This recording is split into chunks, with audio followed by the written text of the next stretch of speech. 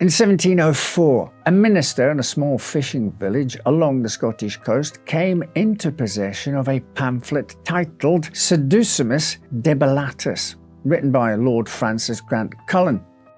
The minister, a Presbyterian named Patrick Cowper, pored obsessively over Cullen's words, which described the 1697 witchcraft trials in Paisley.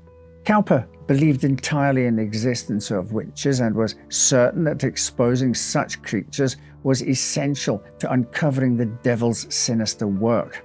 The pamphlet described how the 11-year-old daughter of the Laird of Barrigan claimed to have been tormented by local witches in a plot led by the family servant Catherine Campbell.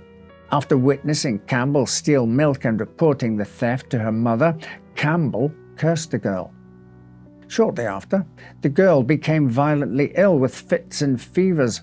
When even an esteemed Glasgow physician was unable to diagnose the child, a local minister concluded that she must be tormented by possession and witchcraft. In the throes of her misery, the young girl named 35 local men and women as witches. After an investigation and trial, 7 of the accused were convicted of witchcraft and condemned to death.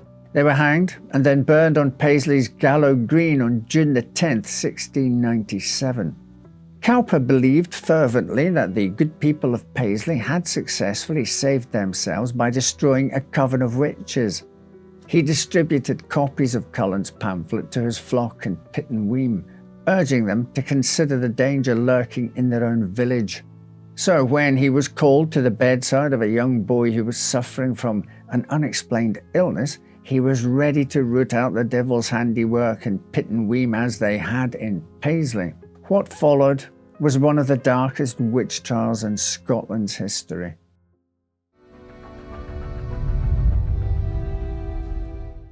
By the early 18th century, Scotland had been hunting and persecuting witches for well over 100 years.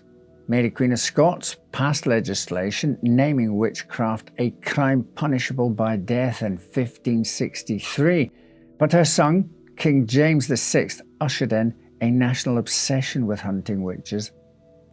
In September 1589, James's new wife, Anne of Denmark, was set to sail to her new kingdom, but the journey was a disaster, with fierce storms forcing her to anchor in Norway twice for repairs.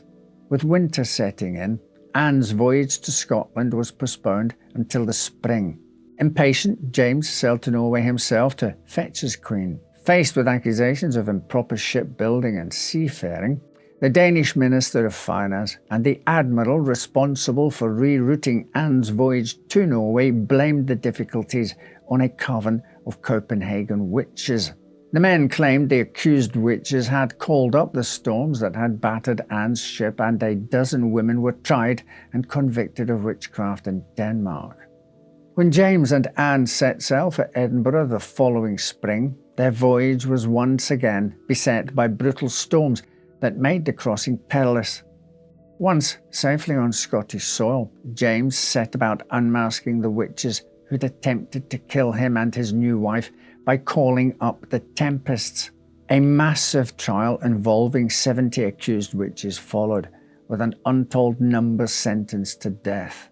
The Church, which had long desired an increased focus on witchcraft and demonic possession, jumped at the chance to pursue devil worshippers with a new fervour, sparking 150 years of witch hunting and persecution that would result in the deaths of at least 2,500 Scots. Directly across the Firth of Forth from New Berwick, where Agnes Sampson and dozens of others were accused of sending roiling storms to destroy the King and Queen's ship, the small seaside village of Pittenweem seemed an unlikely site for a witch trial. The area had existed as a fishing village since the early medieval times, with the oldest structure, St. Fillan's Cave, dating back to the 7th century. Pittenweem's sheltered beaches provided safe places for fishermen to draw their boats out of the water, creating a close-knit community that seemed protected from the tumult of the outside world. In March 1704, Beatrix Lang, the wife of a tailor and the treasurer of Pittenweem, paid a visit to the local smithy. Beatrix asked the smithy's 16-year-old son, Patrick Morton, to make her some nails. The boy refused, explaining that he was busy making nails for a merchant ship awaiting their order in the harbour. Frustrated, Beatrix muttered a curse at the boy and left. Soon after this entirely average interaction, Patrick Morton fell ill, eventually becoming too weak to stand or walk. He refused food. His breathing became laboured and his body grew rigid and twisted. Fearful that the boy was soon to die, Morton's parents called for Reverend Cowper to attend the child. When Cowper saw the state of the boy's illness, he immediately decided that witches must be to blame. Morton had heard the Reverend speak about the witch trials in Paisley before, and now, held captive in Cowper's audience, he listened to the man describe the similarities between his illness and that of Christian Shaw, the 11-year-old girl who'd fallen ill in Paisley. Cowper pressed Morton to name the woman who had called upon the devil to inflict his ailment, and in May, after months of illness, Morton recalled his quarrel with Beatrix Lane. Morton told Cowper that Beatrix had threatened and cursed him, and that the following morning he'd seen a bucket filled with water and burning coal outside of the woman's home, which he believed was for use in a spell.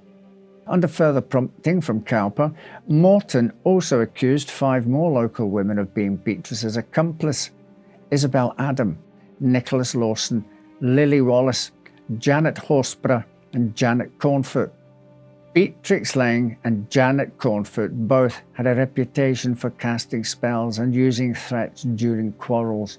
Beatrix had been brought before the Kirk Session in 1696 on accusations of charming, though it's unclear if she was ever formally charged. Nicholas Lawson, the wife of a local farmer, had been previously approached by townsfolk seeking advice about witchcraft, and Janet Horsburgh, the widow of a seaman and local magistrate, had been rumoured to practice witchcraft. All 6 women were immediately arrested and brought to the Pittenweem toll booth. There they were subjected to torture, including being kept awake for 5 days and nights and being constantly subjected to pricking and pinching from a group of drunk locals. When the women refused to admit their guilt, Cowper stepped in. The minister beat Janet Cornfoot with a walking stick until she confessed. Soon after, all of the accused except Lily Wallace and Janet Horsburgh admitted guilt, likely hoping that once they confessed, the torture that they'd been forced to endure would end. Beatrix Lane confessed to making spells using buckets of water and burning coals, as well as stabbing needles into wax models of Patrick Morton. She told Cowper she'd met the devil in the form of a black dog on Ceres Moor, where she bargained with him after offering up her daughter and 6-year-old granddaughter. Isabel Adam confessed to making a pact with the devil, copulating with him and allowing him to brand her with his mark.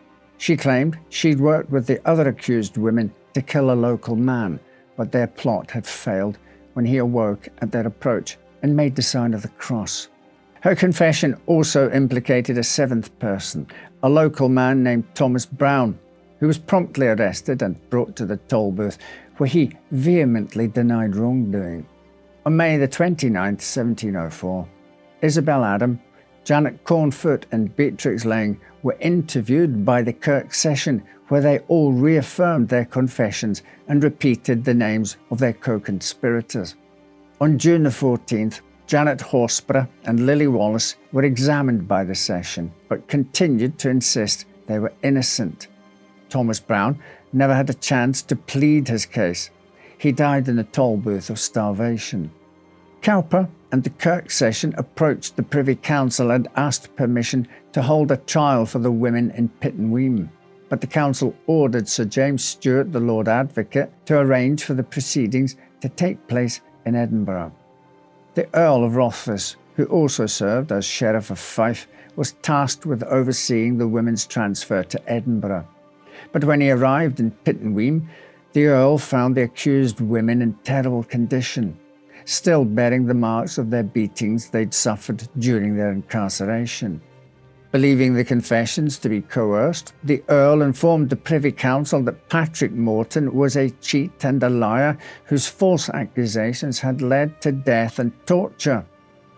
Instead of bringing the accused witches to Edinburgh, the Earl suggested Morton himself be brought before the Privy Council.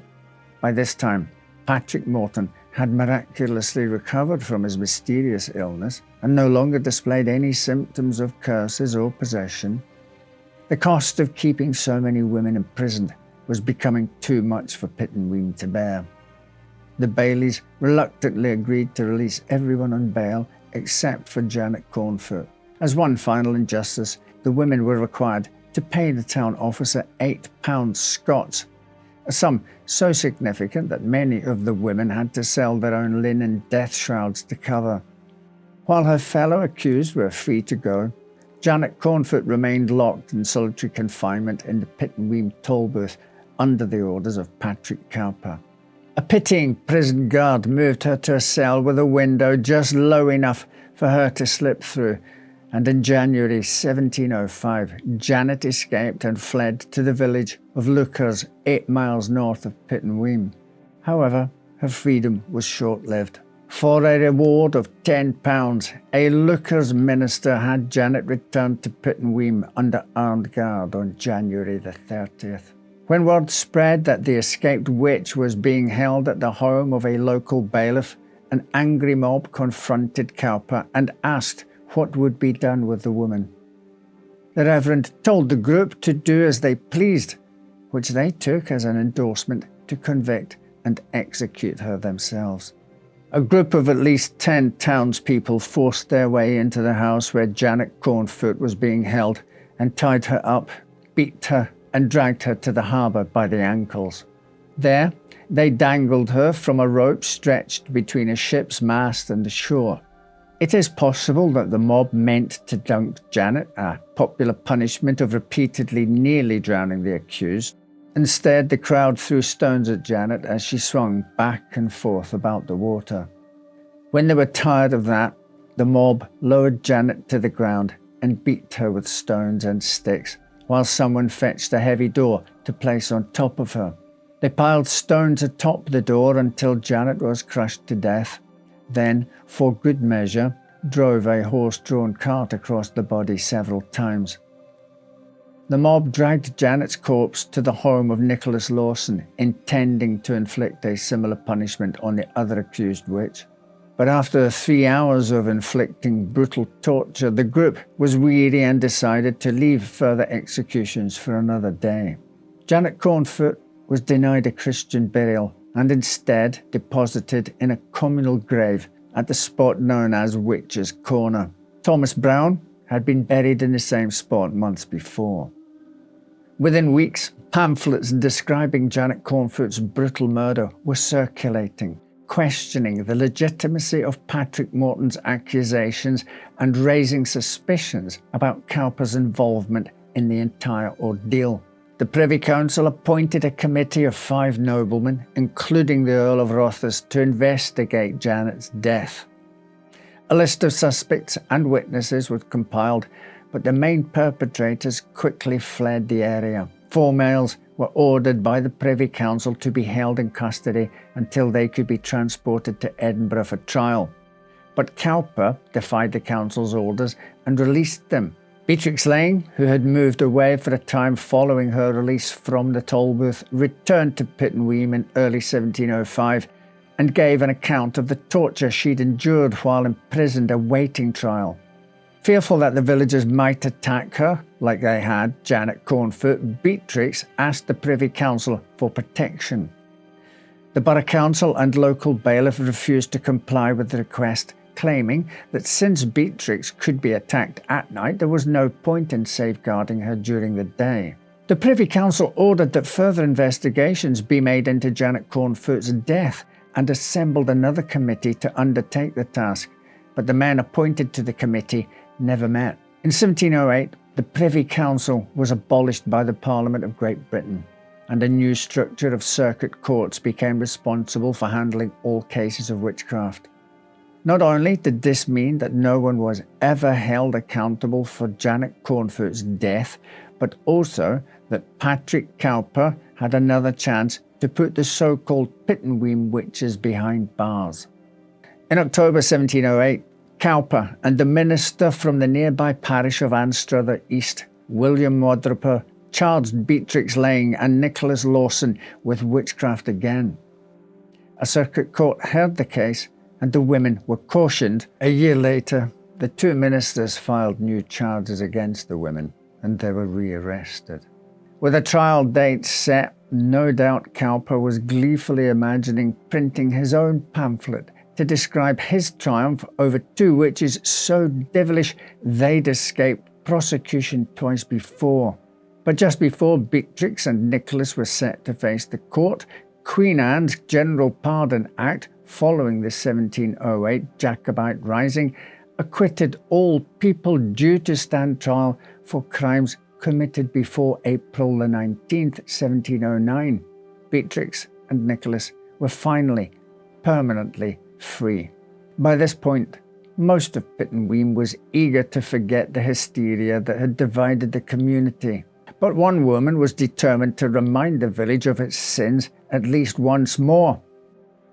Janet Cornfoot, who'd refused to confess during Cowper's crusade, filed legal charges against two of the bailies, William Bell and Robert Werner, for wrongful imprisonment.